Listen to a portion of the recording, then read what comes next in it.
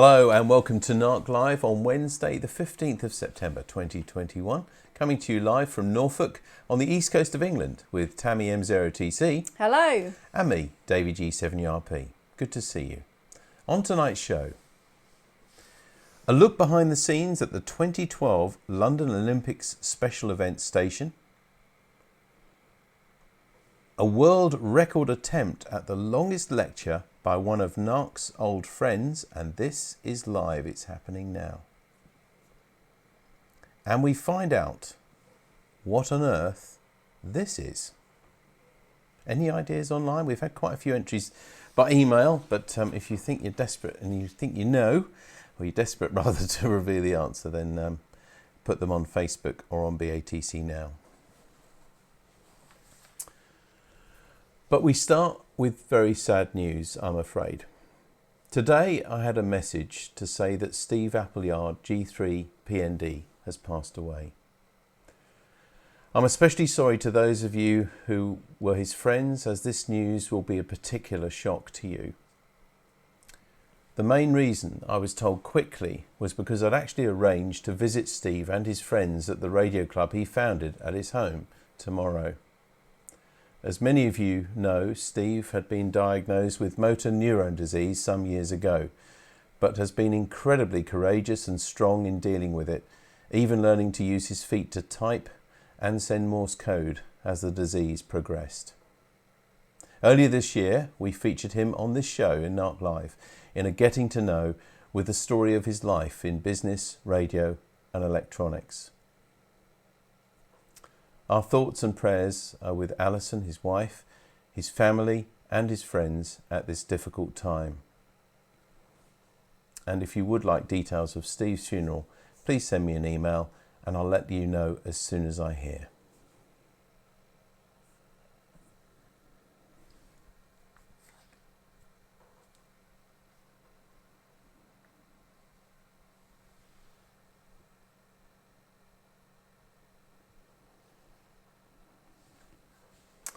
Now, some years ago, a lot of years ago now, the Norfolk Amateur Radio Club went to the Norwich Astronomical Society and put on a special events station there. Now, the chairman of the society at that time was Mark Thompson. Well, Mark's moved on from that, and you may know him now from things like Stargazing Live, which is best known for probably, and lots of other talks and presentations, both on television and radio. He's often a guest on things like The One Show as well. Well, he's actually involved at the moment in a particularly wonderful attempt at breaking a world record. And if we could have a look at that now, Tammy, I don't know if we can see this live. Now, this is happening live, as it says, from the University of East Anglia. At the bottom of the screen, you see Mark's website address, and in the bottom left, you can see him live. Now, he's been doing this, let me think, when did he start? Was it Monday? It was Monday, Monday. I believe, yeah. And it's a world record attempt because he needs to talk for over 139 hours, 42 minutes and 56 seconds to break the world record. But he's doing it in aid of Barnardo's, and you can find out more information from his website there. You can also donate, as you can see on there, to Barnardo's. You can either text space 5 to 70300, or space 10 to donate £10, or space 20 to donate £20. We can just hear him there. This is a live lecture, and he's doing this for an incredible 5 days. I have no idea how you do it. I've dipped in and out a few times, and it's fair to say, I think, sometimes he's brighter than others. I'm just not sure how you begin to talk that long. And he must have taken weeks to prepare all this slides and information. Well, good luck, Mark, from us. And if you do want to donate, I say all the money is going to Barnardo's. There's the details on the screen. Or just look at markthompsonastronomy.com. Good luck. Now, have you ever seen your coffee show up in your spam, Tammy? Coffee and spam. I don't like spam. No, that's true. But anyway, I'm being metaphorical. Sounded very like Alan Partridge then when I did that. I can't believe I said that like that. Anyway, because We were meant to show at this point last week a picture of a coffee jar. Well, Tammy's going to show it to us now. And this was sent to us from nice sunny M0SYW because he is getting married before too long, as you probably know, and they're planning some wedding decorations. And in particular, they love these glass bottles. So if you drink Dow Ogbert's coffee in any of the sizes, I think they come in about 95 gram, 190, which we drink here, as it happens, and 400 there. If you've got any of these jars, basically, could you please save them to Sonny and let me know or let Sonny know, and then he'll collect them all up and use for his wedding celebrations. So that's really good. Thanks. Sorry that the coffee got stuck in the spam last week, but it's true. That's what happened with the picture. We have a sort of an internal email address thing that we send each other stuff to for the show. Another picture now, and this is from last Sunday when we've been advertising the fact that Caister Lifeboat Station radio rally was on. Can we see that now, Tammy? Here we are. That was a picture that I took from there. Not a huge rally, but very busy, popular. Lots of traders there. Some of them professional traders like that gentleman there. And there's also other people who are selling things on behalf of Brockdish. I saw a stand, that blue vehicle behind him was selling things there. And there was a raffle as well, with all the proceeds, of course, to the lifeboat station. So quite a few members went to that. I know Rodney, G0CBO, said he went to that, and it was lovely to see lots of old friends and get out a bit. Of course, the breath of fresh air and sunshine at Caister. And I've had an email from Paul, G3VPT. And he says, I've just watched last week's NARC Live, a really good show. That was the one we did with the cameras, from James and Lynn's house. Good job we didn't pick it this week, by the way, because it's pretty dark now, isn't it? I've my own story to tell of hedgehogs to share with you. Several years ago, there were lots of late birth hedgehogs too late in the year to build up fat reserves to hibernate through the winter. And Radio Norfolk were asking for people to look after them. They had to be kept above 60 degrees Fahrenheit, so we put him in a large box in the spare room with food and water and had to clean out the box each day. He'd often escape and the smell was getting worse, he says. Oh dear. The only answer was to make a strong wooden box, buy a tubular heater, which was switched on for 24 hours a day, and then put him in the shed. This is not Paul, this is the hedgehog, okay. Right? In the spring, he was put outside. Well, it might have been Paul. Well, it might have been Paul. Anyway, in the spring, he was put outside, the hedgehog, with shelter and food, and eventually made it to the wild. And we still have hedgehogs in the garden. Thank you very much for letting us know. Nice. Paul. It's a reminder to you at home. We do love to hear these sort of stories and things. Sometimes we get more than others. Sometimes we hardly get any. But please do send them to us, won't you, regularly. Just a little reminder of a couple of events which are happening.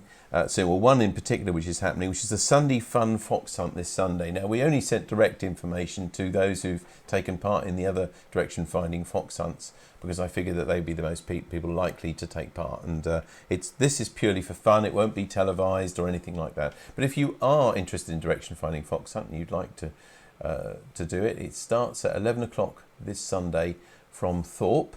Then please drop me an email to let me, and I will send you the full details of it as well. And also last week I did mention that Railways on the Air was on the 25th and 26th September, and we're still not sure whether we run it or not. However, we had quite a few people come forward, said they would love to run a Railways on the Air special event station. So now we've written to the Mid Norfolk Railway, and I hope to hear from them very soon to see if we can run it from there. Again, it's one of those things that we can run all outside on the station platform as we did before. We've got the protection of a canopy above us, but it's outside, so it can be run pretty safely as well. There we are. That's one from 2019. So let's hope we can run that again. Thanks to all those interested. If you're interested and you haven't already emailed me, then drop me an email and I'll let everybody know as and when I hear from the Mid Norfolk Railway. That's it for the news. Little people, Tammy. Little people. I haven't not seen it this week. We haven't had time, have we? No. Let's have a look at your little people. Here's the little people this week. It's chocolate. Oh. Everything's made of chocolate. Isn't that good? It did make me feel a little bit hungry. Yes. There's a theme going on with these, isn't there? Hunger. Yeah, absolutely. You've got a little cat there.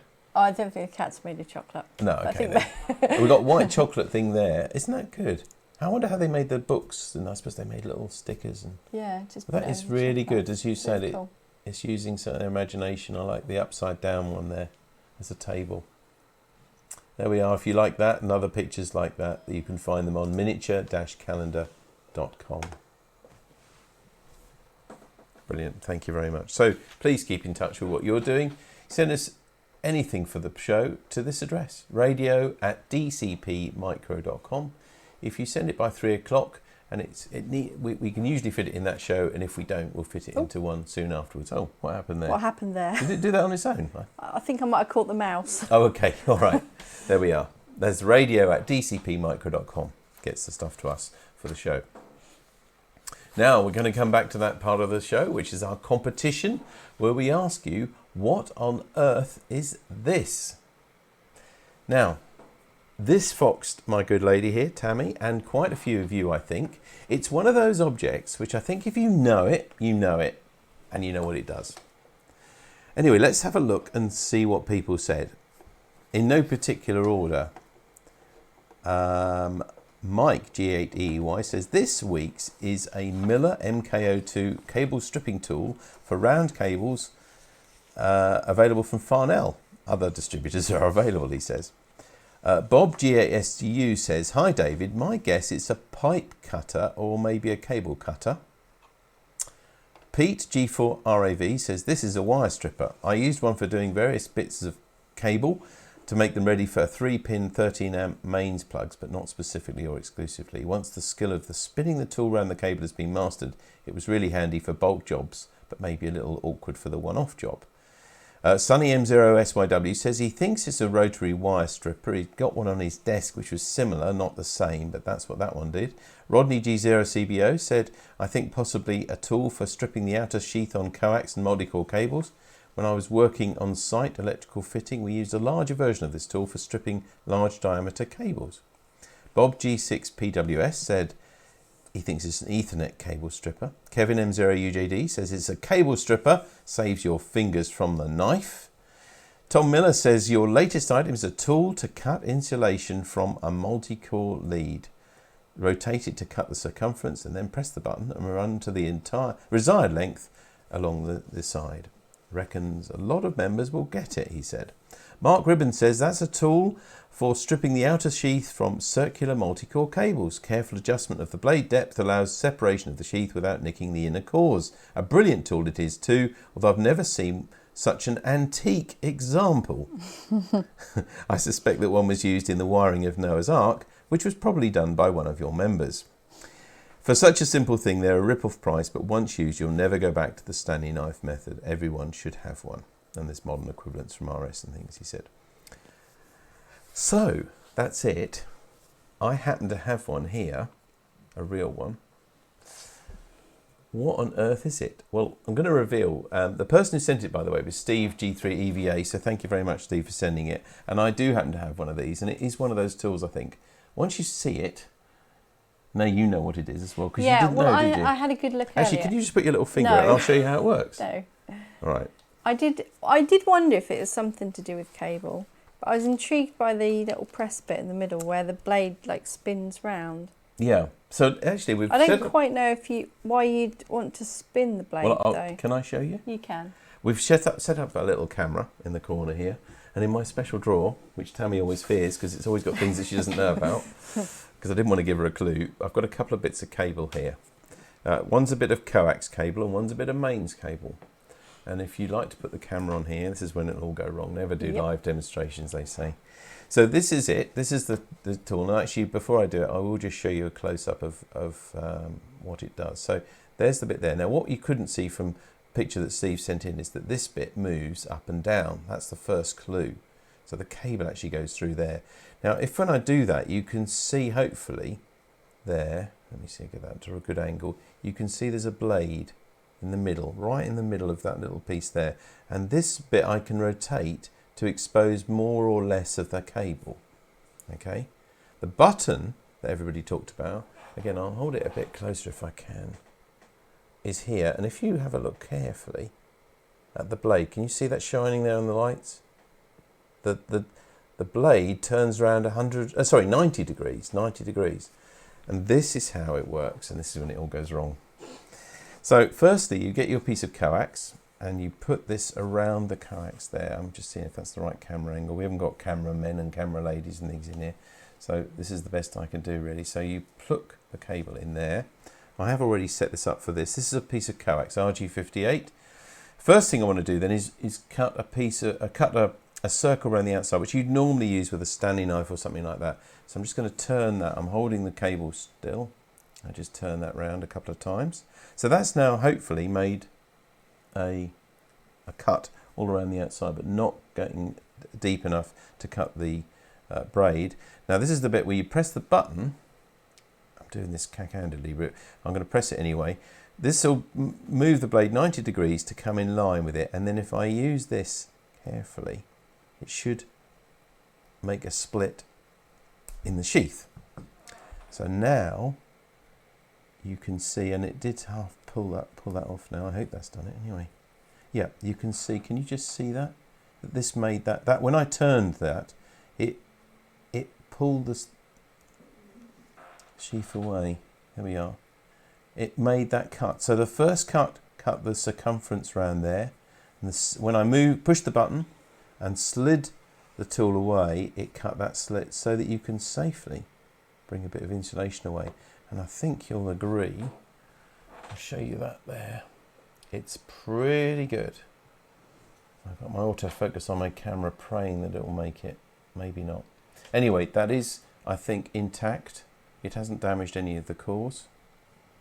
And that is what the mystery object is for this week. Wicked. I will just quickly show you I'm sure you don't really want. I should get commission for these. We should set up a channel, shouldn't we? And what I'm doing now is I'm just moving the blade slightly further out. Can you see that now in the middle there? And I'm going to get this piece of mains cable. I've guessed at that because that's got a lot thicker core around there. I'm going to do that, spin it around very quickly. What did you say about live demonstrations? Yep. This could go real wrong. And I'm going to do that, and I'm hoping it's done a nice clean job of that. As someone said, I think, yeah, it hasn't quite, yes, it has cut through the insulation.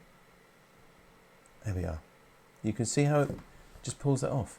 And crucially, the whole point is that you don't cut into the cable itself.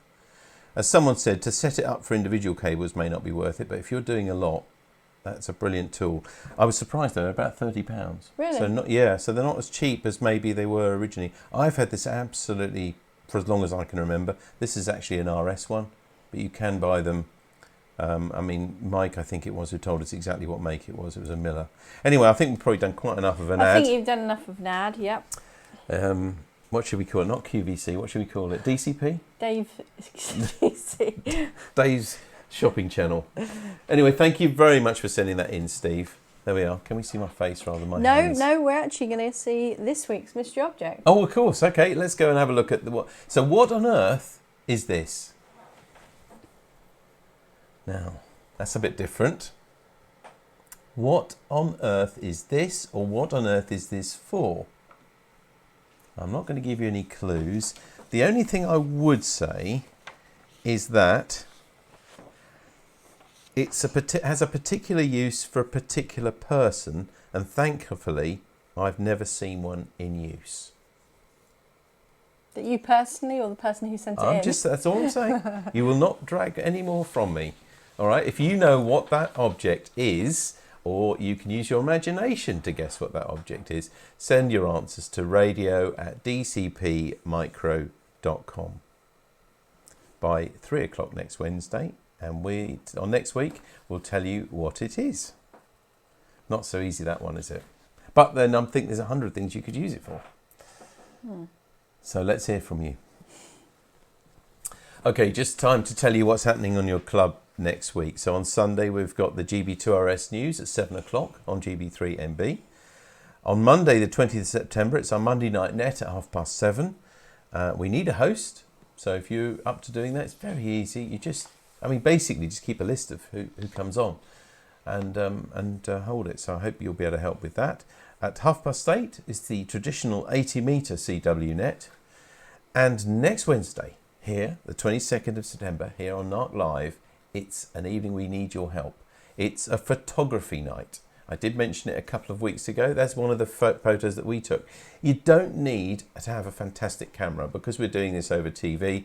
We don't get that incredible quality anyway, but we took this with just one of our smartphones, didn't we? Yep, my telephone, yep. And so many people have good phones now, and we're always saying is, can it be one of your pictures, please? It needs to be yours, not just for copyright, but because that's the whole point of the evening. Or it can be video as well, if you've got something in particular video that you've sent us. A few of you already sent things, because I mentioned this a couple of weeks ago, and of course we'll bring them all out next week, but we would like to hear from lots of you. A picture. Even if you just send one picture. Exactly, absolutely. It's not about quantity at all. Before we've done things on wildlife and they've been incredibly popular, but this doesn't have to be about wildlife. This can be about anything. That happens to be a nature picture. It could be a picture of a classic car, something a particular picture you're proud of. Or a picture you took really like many years ago. Yes. It doesn't have to be a modern, stunning picture. It could just be a picture that you took of a certain thing at a certain time. Absolutely. I mean, it could be one of those sort of old Polaroid pictures or something. Just take a picture of it now, send it to us, and we'd love to hear from you. Yep. So that's next Wednesday, called the Photography Night. And please send us those email addresses. Have we got? We did put the email address on there, didn't we? Sorry, did. Tammy. Yeah, thank you. I can put it up again if you'd like me to. No, that's fine. There you go. All right, and then just to tell you as well about the card. If you'd like to send one of these cards to anybody, you can send us an email to that address at the bottom of your screen now. We'll send one of these cards to anybody you feel can be cheered up, celebrating, maybe whatever the reason. We'll be very happy to send one of those to you. Just let us know and send us your stories and your pictures in particular for next week's photography special, and we look forward to that. Now we're on to tonight's main event. Now, what have the Olympics and the Paralympics, which have just finished, of course, in Tokyo, got to do with radio? Well, the London Olympics was in 2012, and 2012L was a very special, unique call sign for the extra special event station organised by the Cray Valley Radio Society. Fred Curtis, G3SVK, made a wonderful 45-minute film on DVD of their special event station, which had over 71,000 QSOs. And Dave G4BUO, who's the chairman of Cray Valley, has given me special permission to show it to you NARC members tonight. But it's only live, because if you're watching this on YouTube, the recording of this NARC live, you'll now see a break as we stop, because we're only going to show this live to our members now. They are selling the DVDs, and I've got one here, actually. So if you see it and you'd like to see it again, or if you can't watch this live and you'd like to see it, they're about £10 and they're from the Cray Valley website.